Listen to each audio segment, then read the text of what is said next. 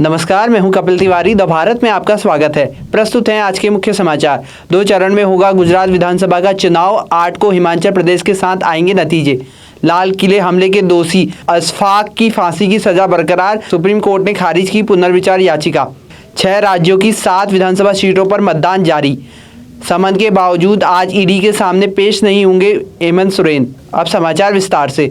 गुजरात चुनाव 2 चरण में होगा। 1 व 5 दिसंबर को मतदान होगा। वहीं हिमाचल प्रदेश चुनाव के साथ ही गुजरात विधानसभा चुनाव के नतीजे भी 8 दिसंबर को जारी होंगे। चुनाव आयोग के मुताबिक गुजरात चुनाव में इस बार 4.9 करोड़ मतदाता मताधिकार का प्रयोग करेंगे। मुख्य चुनाव आयोग ने बताया इस बार 3.24 लाख मतदाताओं को पहली बार मतदाता का मौका मिलेगा। तो वहीं दूसरी ओर सुप्रीम कोर्ट ने बहुत बड़ा फैसला सुनाया है। सुप्रीम कोर्ट ने साल 2000 में लाल किले पर हुए हमले के दोषी और लश्कर-ए-तैयबा के आतंकी मोहम्मद आरिफ उर्फ अशफाक की फांसी की सजा को बरकरार रखा है। कोर्ट ने आरिफ की पुनर्विचार याचिका को खारिज कर दिया है। तो वहीं बात करेंगे देश में हो रहे उपचुनाव की। 6 राज्यों की 7 विधानसभा सीटों पर उपचुनाव के लिए मतदान जारी है।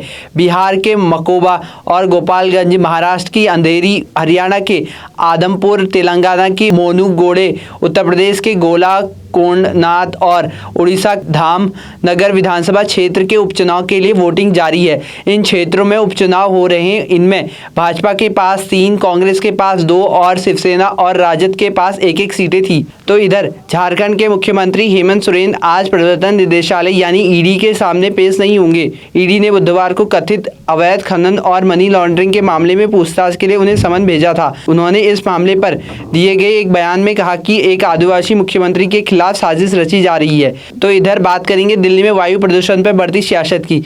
दिल्ली के प्रदूषण को लेकर सियासत अपने चरम पर है। प्रदूषण कम कैसे हो, इस पर बात करने की बजाय नेता प्रदूषण की आड़ में राजनीति रोटियां सेकने में लगे हैं। राजधानी में वायु प्रदूषण के चौंकाने वाले स्तर पर सीएम अरविंद केजरीवाल ने प्रधानमंत्री को घेरने की कोशिश की है, जिस पर केंद्रीय पर्यावरण मंत्री ने उन्हें तीखी फटकार लगाई है। उन्होंने इसे लेकर कुछ आंकड़े भी शेयर किए हैं और आप सरकार को आईना दिखाने की कोशिश की है। अब वक्त है एक छोटे से ब्रेक का। ITM हमारा, इसमें बहती ज्ञान की गंगा है, इसमें रहती प्रेम की यमुना है, सिद्धांतों का उच्च हिमालय है, भक्ति सिखाता एक तिरंगा है,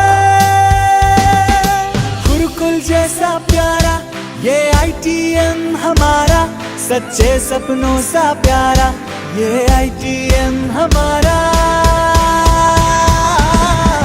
ITM हमारा, ये इंस्टीट्यूट हमारा, सच्चे सपनों सा प्यारा ये ITM हमारा, ITM हमारा, ये इंस्टीट्यूट हमारा, सच्चे सपनों सा प्यारा ये ITM हमारा।